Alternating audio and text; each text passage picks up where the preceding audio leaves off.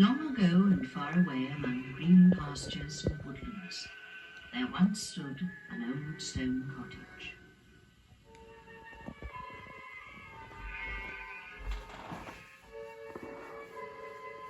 Here lived a poor widow and her son, Peter. Now Peter was a kind, good-natured fellow, but sadly he was also very simple. For however hard he tried to do things right, they always went wrong.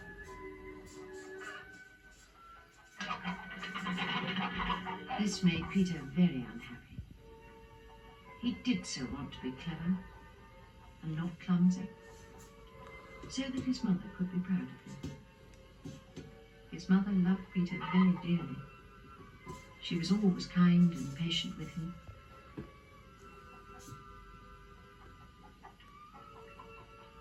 Whatever he did. Even when he put his shoes on the wrong feet.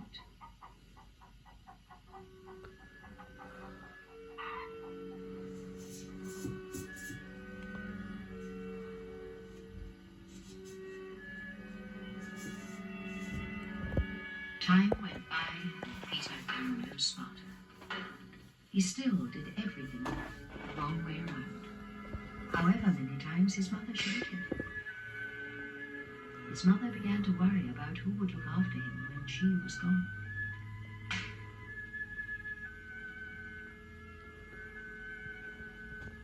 For she knew she was sick and getting very old now. So one spring morning, the widow decided to take Peter to see the old woman who lived in the wood far beyond the way.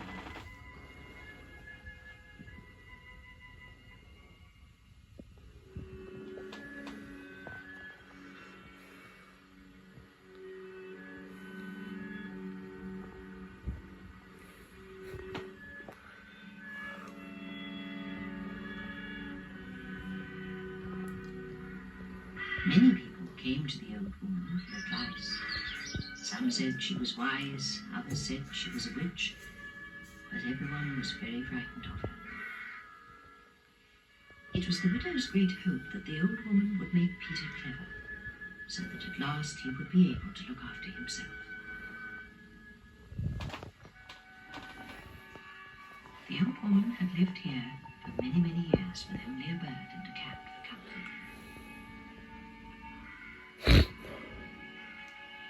On and on walked Peter and his mother.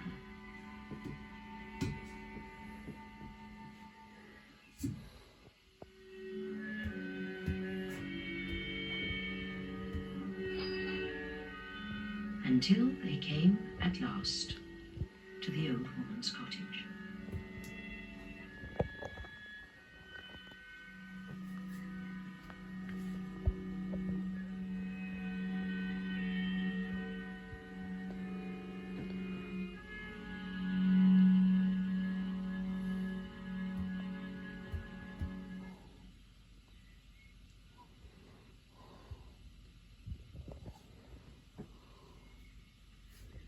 So Peter took a deep breath and slowly walked towards the door.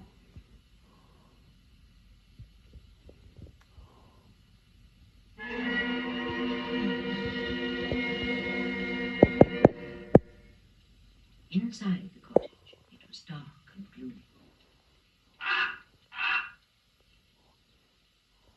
Then, through the gloom, he saw the old woman. She was sitting by the fire. She did not turn round. Peter politely took off his hat. He was too shy to speak. "Who's there?" "Me," gulped Peter.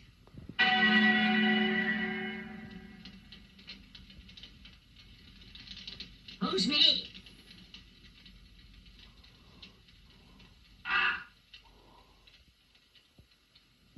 "Please, will you make me clever?" "So you want to be clever, do you? Well, first answer me a question." She was silent.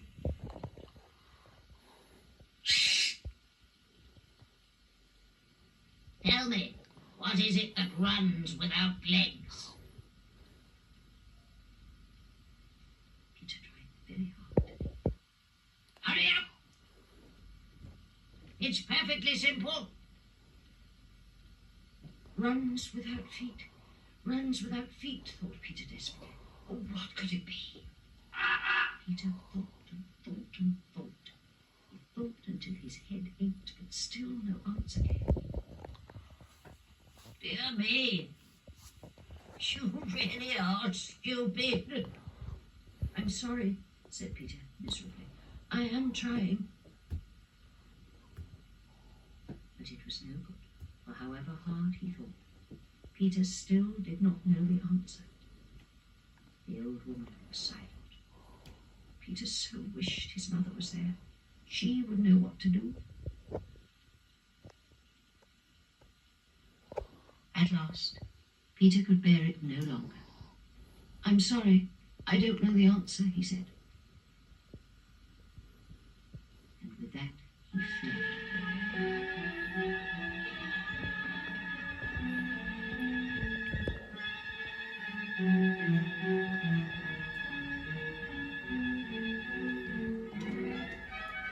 He ran and ran.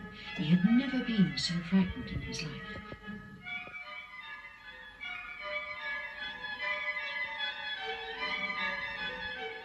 All he wanted to do was to get as far away as possible from the old woman, her screeching bird, her hissing cat, and her gloomy cottage.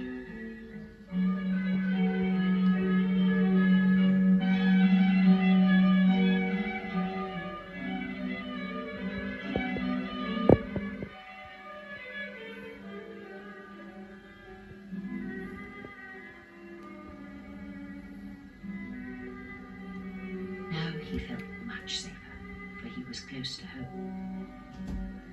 And there it was, home at last. Then Peter stopped. Something was the matter. He could see some of his neighbours gathered around the front door, crying. Peter ran as fast as he could. Something must have happened to his mother. His mother had indeed been taken ill and was close to dying.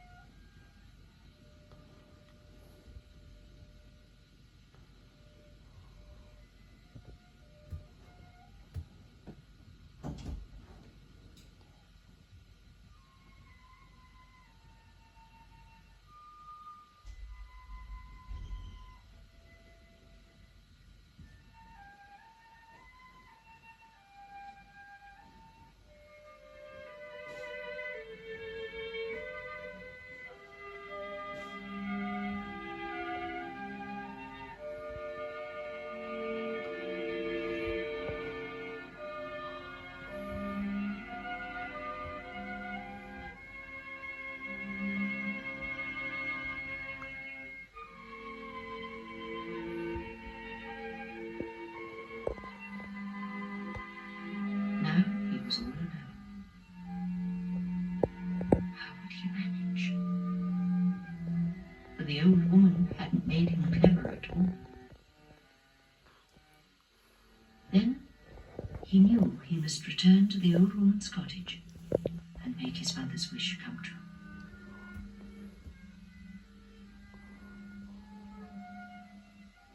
So the next morning he set off, heavy-hearted, for the old woman's cottage.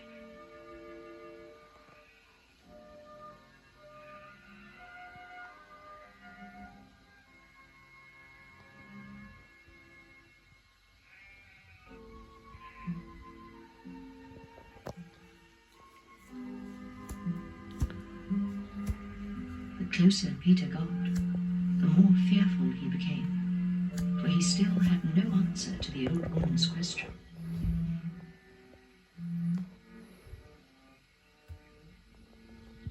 On and on he walked through the woods.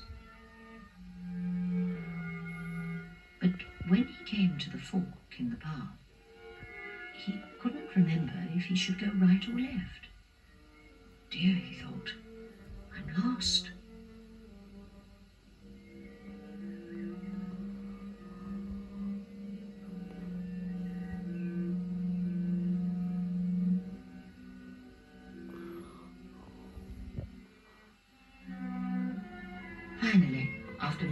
turns.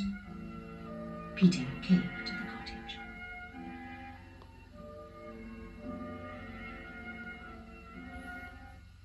As he walked down the path towards the door, he felt very frightened. But he knew there was no turning back.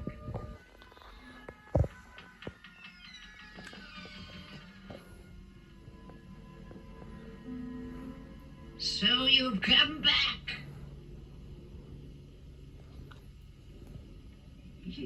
Yes, said Peter, fearfully. But I still can't answer your question. The old woman was silent. Shh. Then I shall give you another chance, Snapped the old woman. Tell me, what is yellow and shines and is not gold? Quick now.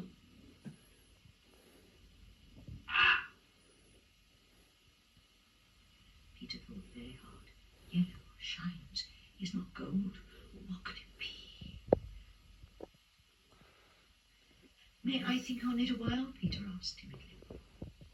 No, be off with you. Snapped the old woman. And don't come back until you know the answers. So Peter left. He was very upset. For now, he would never be clever. Peter did not run home this time. Instead, he walked forlornly along the path.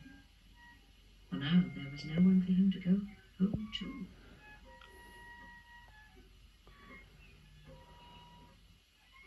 There would be no fire in the hearth, no soup on the table, and no welcoming smile on the door. Poor Peter felt so sad and lonely. He did not wish to return to the cold, empty cottage, so instead he stopped on the bridge.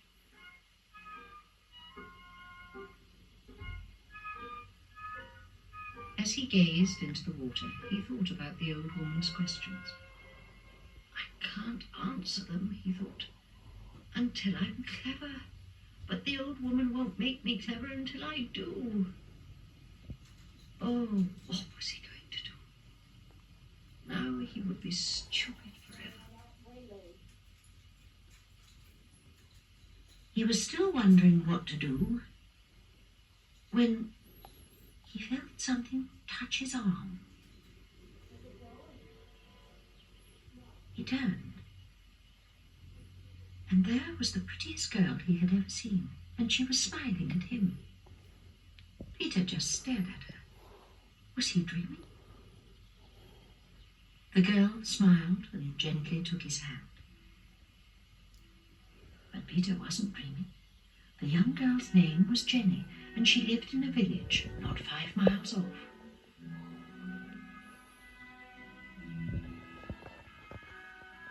She asked Peter why he was so sad.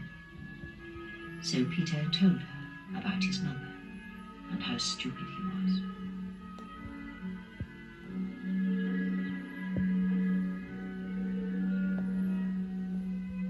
They spent their days together, walking happily in the woods. Peter told Jenny about his life. He told her about his dear mother, how she had sent him to the old woman to make him clever, how he couldn't answer her questions, how he wanted to be clever, but he was afraid to return there alone.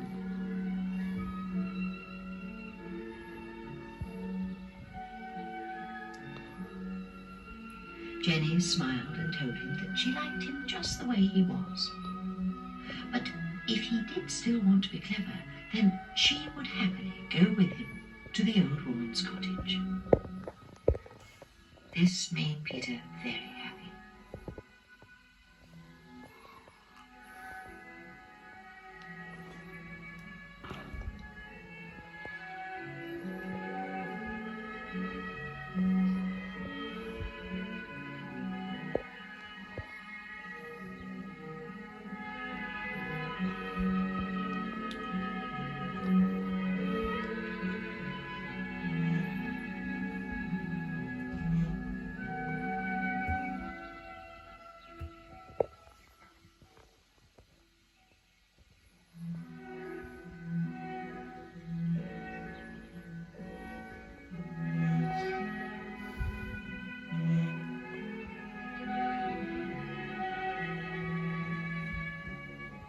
lucky he was to have found someone as kind as Jenny.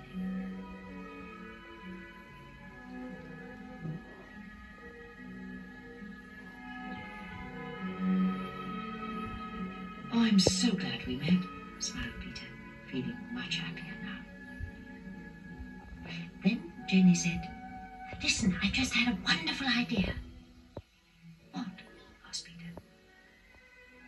"Will you marry me?" "Yes! Oh, yes!" he cried from the river, and Jenny had to laugh. The wedding day came.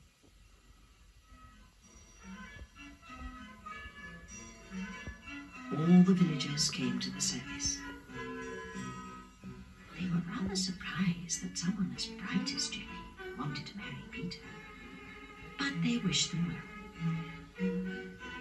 Peter was very nervous, but Jenny knew exactly what to do.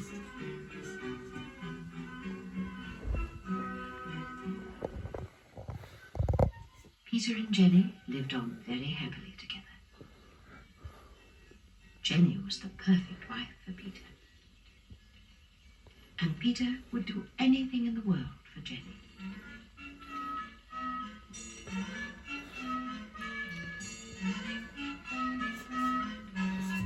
But Peter could not forget about the old woman, for he still wanted to be clever, so that Jenny might be proud of him. And though he said nothing to Jenny, she knew exactly what he was thinking.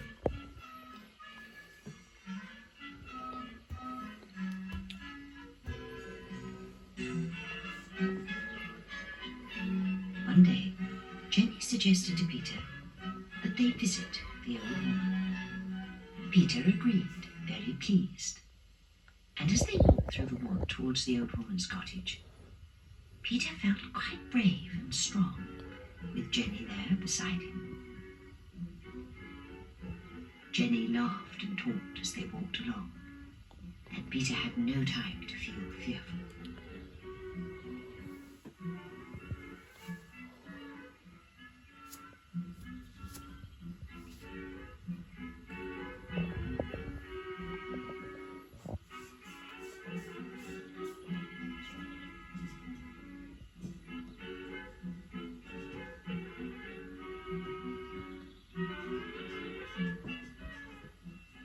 When they arrived at the old woman's cottage, Peter suddenly felt very nervous again.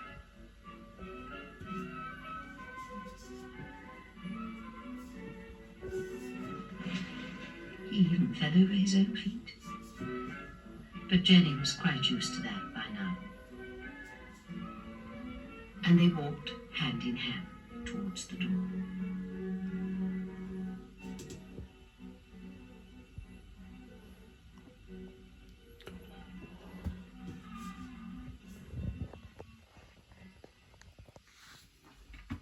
Inside, the old woman was reading. She did not look up as Peter and Jenny crept in.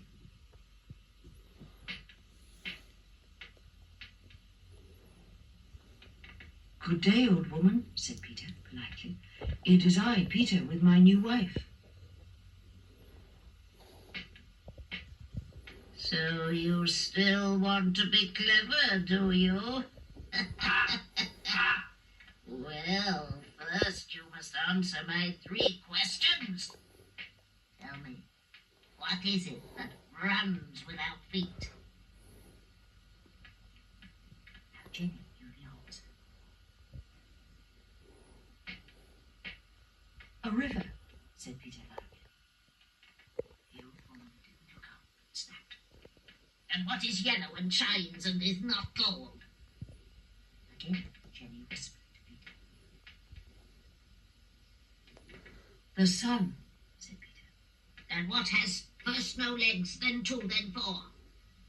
"A tadpole," whispered Jenny. The old woman spun round. Peter and Jenny jumped as they saw her face for the first time. She was very, very old. Young man, said the old woman, you must be very clever to have taken such a wife.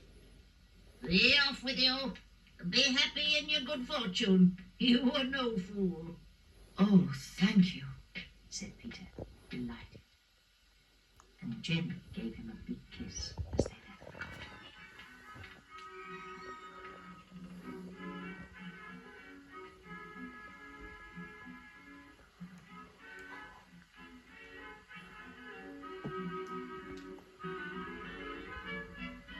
It's true, thought Peter as they walked home. I must have been very clever all the time. For if I had been a fool, I never would have married Jenny.